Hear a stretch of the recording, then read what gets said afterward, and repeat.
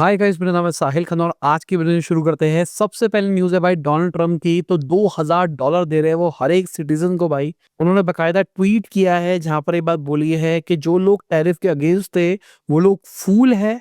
US दुनिया की सबसे अमीर और रिस्पेक्टेड कंट्री बन गई है जहां पर कोई इन्फ्लेशन नहीं है, स्टॉक मार्केट भागती हुई दिखाई दे रही है।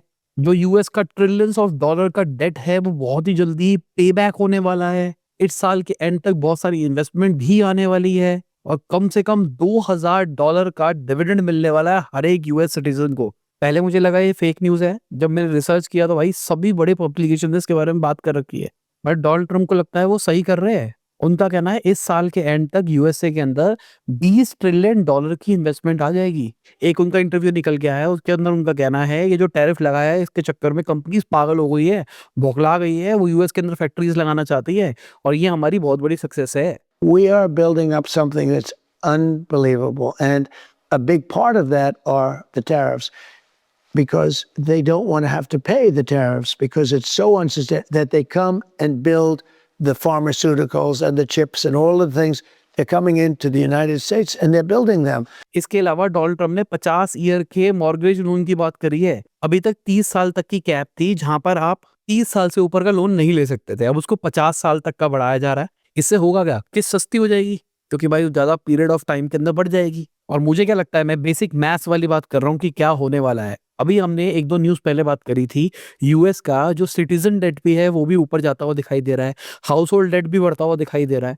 अगर अब वो डेट रीफाइनेंस हो जाएगा, 30 साल का था वो 50 साल का हो जाएगा, किस्तें कम आ जाएगी, तो कहीं ना कहीं लोग रीपे कर पाएंगे। तो बहुत ही स्ट्रैटेजिक मूव है अगर देखा जाए तो। उनका कहना है 30 ईयर का मॉर्गेज वाला जो सीन बनाया गया था वो बनाया गया था ग्रेट डिप्रेशन से लड़ने के लिए और लोगों को बहुत मदद मिली है उसके अंदर। तो इसका मतलब 50 साल का एक कर रहे हैं कि इनको ऐसी कुछ सिचुएशन लग रही है, इनको लग रहा है कि एक बड़ा डिप्रेशन आ सकता है। बाकी जो भी हो, इंटेल के एकदम दिन बदलते हुए दिखाई दे रहे हैं। टेस्ला एआई चिप इंटेल की फैक्ट्री में बनाने वाला भाई, इंटेल के साथ में मिलके वो चिप बनाएगा। कहा जा रहा है 2026 तक लिमिटेड प्रोडक्शन होगी और 2027 तक हाई वॉल्यूम मैन्युफैक्चरिंग पे पहुंच जाएगी। इंटेल कहाँ ऐसा हाल हो रहा था कि कंपनी बंद हो जाएगी, बर्बाद हो जाएगी, पिवट नहीं कर पाए, ऐसा हो गया वैसा हो गया। और कहीं ना कहीं पॉलिटिक्स आया इसके अंदर, गवर्नमेंट ने सपोर्ट किया, ये टैरिफ वाला सीन आया और एकदम चीजें ही कायाकल्प होती हुई दिखाई दे रही है। बाकी इंडिया की बात करके चले तो सेबी ने कहा है डिजिटल गोल्ड में इन्वेस्ट करने से पहले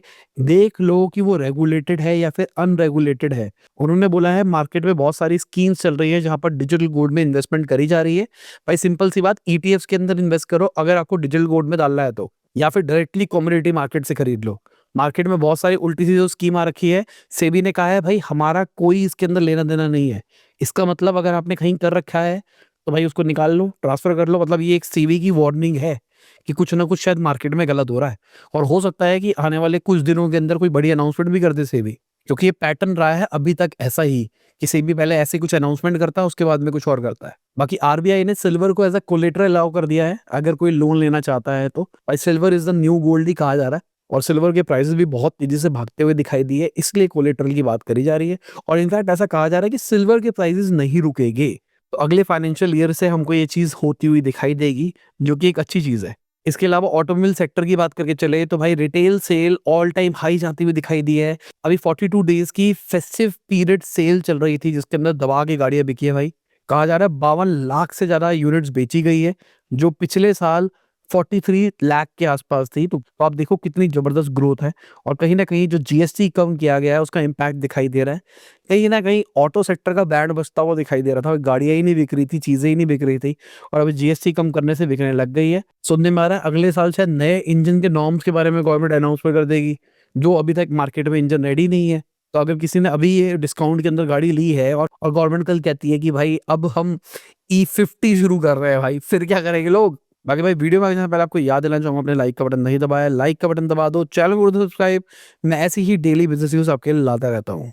बाकी अगर मीको की बात करके चले, जो कि रोबोटिक स्टार्टअप है, उन्होंने $10.5 मिलियन रेस करे हैं। ये छोटे रोबोट्स बनाते हैं भाई, ये बच्चों के खेलने के लिए रोबोट्स है, जिसके अंदर वॉइस असिस्टेंट भी डाल दिया है, आईओटी वाला सिस्टम भी डाल दिया है, और कहीं ना कहीं चीज ठीक ठाक है। मुझे लगता है इसको अगर ओपन सोर्स टाइप का कुछ बनाया जाए ना, इसका ऑल्टरनेटिव, तो बहुत बढ़िया तरक्की दे सकता है। अभी मैंने ना टेक वाले चैनल के ऊपर एक वीडियो डाली थी जहां पर मैंने एक डिवाइस मंगाई है जिसमें ओपन सोर्स है, थोड़ा सा एआई कॉन्वर्सेशन वाला सीन। एक डिवाइस है जिसके अंदर कैमरा है, माइक है और स्पीकर है।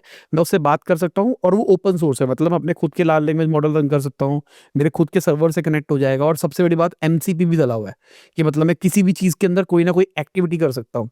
वो वाली वीडियो देख लेना, आपको समझ में आ जाएगा। तो मुझे लगता है मीको वाले जो काम कर रहे हैं ना, कोई इसी टाइप की चीज़ बना सकता है ओपन सोर्स के अंदर और वो बहुत तबाही मचाएगी भाई। क्योंकि ज़्यादातर कंपनीज़ इस डिवीज़न में काम कर रही है, वो सब्सक्रिप्शन मॉडल के ऊपर काम कर रही है। अब अगर मेरे पास में ऑलरेडी चैट जीपीटी पड़ा है, अभी चैट जीपीटी गो तो भाई सबको दे दिया ना, तो अगर चैट जीपीटी गो पड़ा है, जेमिनी पड़ा है, तो मैं अपनी वही सब्सक्रिप्शन को लिंक कर पाऊँ ना इसके साथ में। ज़्यादातर सर्विसेज़ ऐसा अलाउ नहीं करती है। बाकी अग्निकूल की बात करके चले, जो कि इंडिया की स्पेस स्टार्टअप है, उन्होंने 60 करोड़ रुपए रेज़ किया है। 2017 के अंदर ये कंपनी शुरू हुई थी, पिछले 2 साल से कोई फंडिंग नहीं ली थी इन्होंने।